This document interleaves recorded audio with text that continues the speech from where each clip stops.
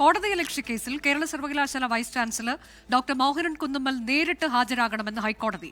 University മുൻ registrar doctor KS Anilkumar നൽകിയ ഹർജിയിലാണ് നടപടി. VC-ക്കെതിരെ കോടതിയലക്ഷ്യം നിലനിൽക്കുമെന്ന് ഹൈക്കോടതി നിരീക്ഷിച്ചു. വിഷ്ണു സുരേഷ് വിശദാംശങ്ങളുമായി. വിഷ്ണു, കഴിഞ്ഞ ദിവസം നമ്മൾ കണ്ടത് കേരള സർവകലാശാല യൂണിയൻ അത് മരവിപ്പിച്ച VC-യുടെ നടപടി റദ്ദാക്കുന്നതാണ്. കോടതി അത് ചെയ്തു. ഇപ്പോൾ മറ്റൊരു കേസിൽ ഇതാ അടുത്ത നടപടി ഉണ്ടാവുകയാണ്. അത് കുറച്ചുകൂടി കടുത്ത നടപടിയാണ്. നേരിട്ട് ഹാജരാകാൻ പറഞ്ഞിരിക്കുന്നു അടുത്ത മാസം. വിവരങ്ങൾ.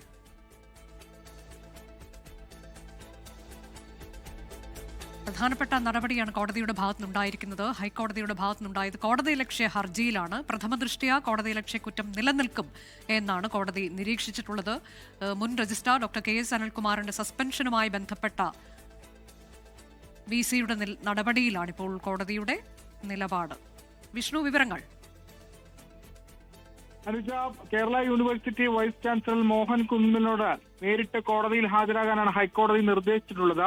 മുൻ രജിസ്ട്രാറായിരുന്ന KS അനിൽകുമാർ നൽകിയ കോടതിയലക്ഷ്യ ഹർജിയിലാണ് ഇപ്പോൾ ഹൈക്കോടതിയുടെ നിർദ്ദേശം. അതായത് യൂണിവേഴ്സിറ്റി രജിസ്ട്രാറെ നേരത്തെ രജിസ്ട്രാർ അനിൽകുമാറിനെ മോഹൻ കുന്നുമ്മൽ സസ്പെൻഡ് ചെയ്തിരുന്നു. ആ നടപടി പുനഃപരിശോധിക്കാൻ സിൻഡിക്കേറ്റിനോട് TR രവി അധ്യക്ഷനായ ബെഞ്ച് ആവശ്യപ്പെട്ടിരുന്നു. പക്ഷേ അന്ന് സിൻഡിക്കേറ്റ് കൂടി ഈ സസ്പെൻഷൻ നടപടി പിൻവലിക്കുന്ന കാര്യം VC അറിയിച്ചെങ്കിലും VC അതിലൊരു തീരുമാനം എടുത്തിരുന്നില്ല. VC ആ സിൻഡിക്കേറ്റ് തീരുമാനം അംഗീകരിച്ചിരുന്നില്ല. ആ പശ്ചാത്തലത്തിലാണ് VC കോടതിയലക്ഷ്യ നടപടി നടത്തി എന്ന് ചൂണ്ടിക്കാണിച്ച KS അനിൽകുമാർ ഹൈക്കോടതിയെ സമീപിച്ചത്. ആ ഹർജിയിലാണ് ഇപ്പോൾ ജസ്റ്റിസ് TV കുഞ്ഞികൃഷ്ണന്റെ ബെഞ്ച് VC-യോട് നേരിട്ട് കോടതിയിൽ ഹാജരാകാൻ ആവശ്യപ്പെട്ടിട്ടുള്ളത്.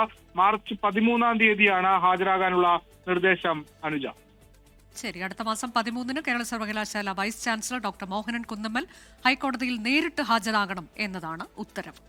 ലോകത്തെവിടെയായാലും ഏത് സമയത്തും 24 വാർത്തകളും ഓഗ്മെന്റഡ് റിയാലിറ്റി പാക്കേജുകളും എക്സ്പ്ലെയിനറുകളും വിശദമായി കാണാൻ ഞങ്ങളുടെ YouTube ചാനൽ നിങ്ങൾക്ക് സബ്സ്ക്രൈബ് ചെയ്യാം.